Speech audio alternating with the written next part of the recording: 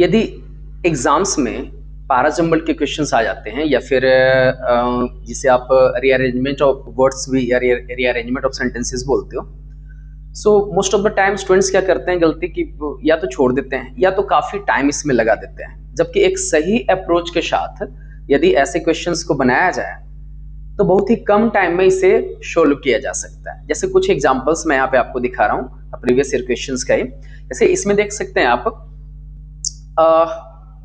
Okay, but they faced grave danger if they try to criticise this decisions. ये first sentence है। Next है, the nationalist now began to openly criticise the policies of British. Next है, the freedom movement changed this situation. Next है, under colonial rule the people had lived in the fear of the British government and did not agree with many of the decisions that they took। ये चारों sentences को देख करके इतना तो clear हो रहा है कि ये कॉलोनियल एज के बारे में बात कर रहा है, जिस समय ब्रिटिश जो है वो इंडिया को अपने अंडर में लिए हुए थे। अब ऐसे में देखते हैं फर्स्ट सेंटेंस कौन सा होगा। बट से तो स्टार्ट नहीं करेंगे, ठीक है। सेकंड और देखते हैं जरा, the freedom movement change this situation, किस सिचुएशन के बारे में बात कर रहा है, ये भी कहीं ना कहीं दिया होगा।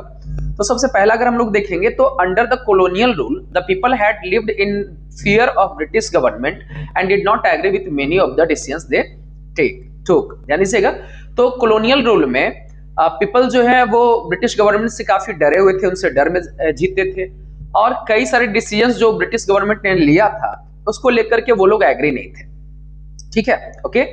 इसके बाद लेकिन अगर इन डिसीजंस को लेकर के, जो डिसीजंस लिए थे इसको लेकर के अगर वो क्रिटिसाइज करते तो उनके लिए काफी खतरा था। तो डी के बाद क्या होना चाहिए, ए होना चाहिए। उसके बाद अब यहां पे है, ध्यान दीजिएगा, इसके बाद है यहां पे, the nationalist now began to openly criticise the policies of the British. आप देख सकते हैं। इसके बाद है, नहीं, थोड़ा सा देख लो, डी के बाद होना चाहिए आपको बी, क्योंकि यहाँ पे देख लो दे का यूज किया गया है। और दे किसके लिए यूज किया गया होगा, तो आप जानते ही हो पहले नाउन का यूज होना चाहिए और नाउन के बाद यूज होना चाहिए किसका यूज होना चाहिए, तो प्रोनाउन का यूज होना चाहिए। इतना तो समझते हैं, ठीक है। तो सबसे पहले नेशनलिस्ट वाला पार्ट होगा, सो डी के बाद बी के बाद ए, और ए के बाद फिर क्या होना चाहिए, सी होना चाहिए। सही ऑप्शन इसका क्या हो जाएगा, ए हो जाएगा, ओके। तो इस तरह से कुछ चीजों को समझेंगे। सबसे पहले तो जैसे ही आप कंफर्म हो जाओ कि यही सेंटेंस यहाँ पे होगा, मान लो फर्स्ट नंबर पे डी नंबर होगा, तो हम ऑप्शन में पहले मिला लेंगे कि कौन कौन सा ऑप्शन है जो कि डी से स्टार्ट हो रहा है, समझ गया। इससे ऑप्शंस को एलिमिनेट करने में काफी इजी होता है। यानी हमें बी नंबर पे ध्यान नहीं देना था, सी नंबर पे नहीं ध्यान देना था, ए और डी में से कोई एक ऑप्शन होता। हमने डी के बाद ए को क्यों नहीं चुना, हमने डी के बाद बी को ही क्यों चुना है, क्योंकि दे यहाँ पे वर्ड किसके लिए यूज किया गया है, ये सोचने वाली बात है। तो दे यूज किया गया नेशनलिस्ट के लिए यूज किया गया है, यही लोग काफी ज्यादा डेंजर में थे। तो पहले नाउन का यूज करेंगे और उसके बाद प्रोनाउन का यूज करेंगे। आई होप कि ये आंसर अभी आप समझ रहे होंगे, ओके। नेक्स्ट बढ़ते हैं, इसी में देखते हैं जरा। नेक्स्ट क्वेश्चन है, ये देखो चारों ऑप्शन है ना। एन इन्वायरमेंटल ग्रुप परफॉर्म्ड अ नेक्रोप्सी, नेक्रोप्सी होता है जैसे ऑटोप्सी होता है ह्यूमन बीइंग का, उसी तरह से नेक्रोप्सी होता है जो कि कोई एनिमल अगर मर गया तो उसको फाड़ चिट करके देखते हैं क्यों आखिर वो मरा है। ऑन द एनिमल, किसी एनिमल के बारे में बात कर रहा है जो कि 40 किलोमीटर उसके अंदर बॉडी में प्लास्टिक मिला था, अच्छा ठीक है। A 4.7 metre long whale died in Philippines where it was stranded a day earlier. एक 4.7 मीटर का बड़ा सा एक व्हेल का डेथ हो गया था फिलीपींस में, जो कि एक दिन पहले आकर के वहां किनारे, समुद्र के किनारे लगा था। It's very disgusting and heart breaking, जो चेक कर रहा था उसने कहा। The animal died from starvation and was unable to. अब इसमें पहला ऑप्शन कौन सा होना चाहिए, यानी सॉरी फर्स्ट सेंटेंस कौन सा होना चाहिए। द एनिमल बात कर रहा है ए में और डी में, लेकिन वो एनिमल कौन है ये रिवील कर रहा है बी में। तो स्टार्ट किससे करेंगे, बी से स्टार्ट करेंगे। अब बी से स्टार्ट होने वाले कितने ऑप्शंस हैं, तो बी से स्टार्ट होने वाले आप खुद ही देख सकते हो, एक सी में है और एक कौन सा है, डी में है ना।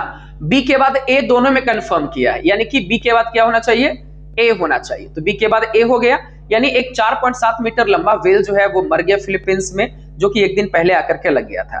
एक इन्वायरमेंटल ग्रुप नेक्रोप्सी परफॉर्म किया उस एनिमल के बॉडी पे, और उसके बाद 40 किलोमीटर प्लास्टिक उसमें से निकला है, ठीक है। इतना तक तो क्लियर है। चलो अब इसके बाद सी होना चाहिए कि डी होना चाहिए, तो आप खुद ही देख लीजिए। ये ये एक स्टेटमेंट किसी द्वारा का बड़ा डिस्गस्टिंग था और बड़ा दिल तोड़ने वाला था। क्या है, क्यों? ये रीजन आपको पहले ही है कि एनिमल की डेथ हो गई थी भूख के कारण, क्योंकि उसका पेट पूरा 40 किलोग्राम प्लास्टिक से तो भरा हुआ था। प्लास्टिक को डाइजेस्ट करके बॉडी को तो एनर्जी नहीं मिलेगा, इतना तो समझ ही सकते हैं। भूख लगा हुआ है और पेट में कुछ खाने को नहीं बन रहा है। सो ध्यान देना, यहाँ पे ए के बाद होना चाहिए था डी और डी के बाद होना चाहिए था सी, यानी सही ऑप्शन इसका कौन सा हो जाएगा? सही ऑप्शन हो जाएगा सी नंबर हो जाएगा, B A D C. Okay, तो समझेंगे एक एक पॉइंट को अच्छे तरीके से।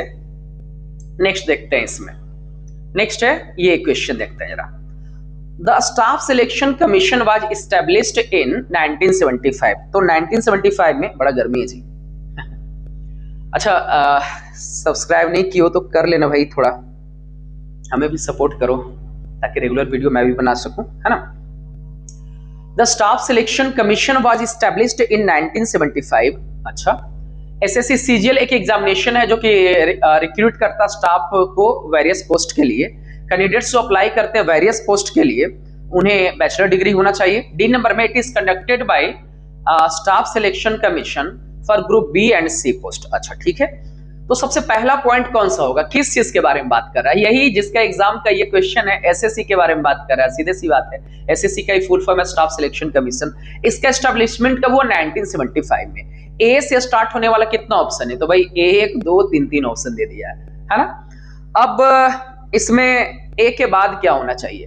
अब इसमें देखेंगे जरा, कैंडिडेट अप्लाई करता है वेरियस पोस्ट के लिए, तो पहले तो ये देखेंगे कि एसएससी में किस एग्जाम के बारे में बात कर रहा है। तो एसएससी में बात कर रहा है किसके बारे में? एसएससी सीजीएल के बारे में बात कर रहा है, ठीक है। अब एसएससी सीजीएल जो है वो कंडक्ट किसके द्वारा करवाया जाता है? ये इसमें दिया गया है। तो ए के बाद बी, अब बी के बाद होना चाहिए डी, दिया है किसी में? ए के बाद बी, बी के बाद डी, और डी के बाद फिर क्या होना चाहिए? तो सी होना चाहिए। यानी पूरा अगर मिला करके देखें, सही ऑप्शन इसका हो जाएगा ए नंबर हो जाएगा। ये कट जाएगा, ये कट जाएगा और ये भी कट जाएगा। ओके, सो स्टाफ सिलेक्शन कमीशन जो था वो एस्टैब्लिश्ड हुआ 1975 में। उसके बाद है एसएससी सीजीएल एक एग्जामिनेशन होता है जो कि स्टाफ को वेरियस पोस्ट के लिए रिक्रूट करता है। Very good. उसके बाद डी नंबर हो जाएगा इट इज। तो इट कौन? वही एसएससी सीजीएल, एसएससी सीजीएल, उसी के लिए इट का यूज किया गया। देखेंगे पहले नाउन होना चाहिए तब प्रोनाउन होना चाहिए, बार बार इस चीज को समझेंगे। ओके, सो एसएससी सीजीएल ही कंडक्ट किया जाता स्टाफ सिलेक्शन कमीशन के द्वारा किस पोस्ट के लिए? तो ग्रुप बी और ग्रुप सी के पोस्ट के लिए। Very good. इसके बाद क्या हो जाएगा? चलो समझेंगे। यहाँ पे एक मिनट, कलर मैं थोड़ा चेंज कर लूं।